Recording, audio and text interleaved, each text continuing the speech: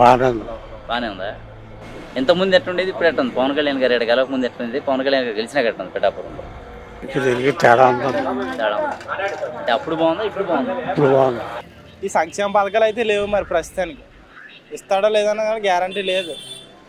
నీ కొద్ది చూడాలి మరి ఎలా ఉంటుంది ఏంటన్నదని.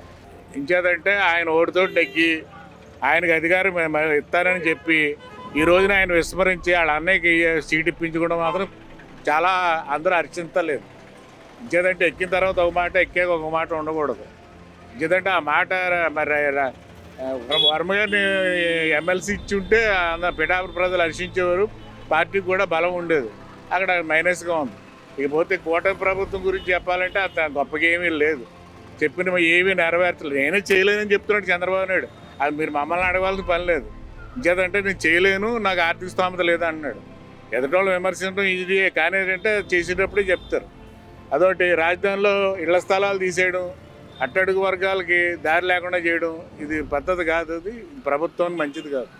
ఇంకేదంటే ప్రజలందరూ సమానమే. కొంతమందినికే పరిపాలన ప్రభుత్వాన్ని అప్పచెప్పడం, మిగతా వాళ్ళకి ఆ ప్రభుత్వాన్ని దూరం చేయడం అనేది ఇది పద్ధతి కాదు. ప్రజలందరూ ప్రభుత్వంలో అందరూ భాగస్వాములే కాబట్టి అందరూ సమానంగా చూడవలసిన బాధ్యత ఉంది. అందరూ ప్రజలకే తెలుస్తుంది కదా. అమ్మఒడి పడతలేదు, ఫీజు రీఎంబర్స్మెంట్ లేక ప్రజలు ఇబ్బంది పడుతున్నారు. అవన్నీ తెలిసినాయి కదా. అవన్నీ వచ్చేసి అదే కదా కనబడుతుంది. ఎవడ బాబు సొమ్ము ఇచ్చినా డబ్బులు ప్రజలకు ఇవ్వడం ద్వారా రొటేషన్ జరుగుతూ ఉంటుంది, బిజినెస్ పెరుగుతుంటుంది, జీడిపి పెరుగుతుంటుంది.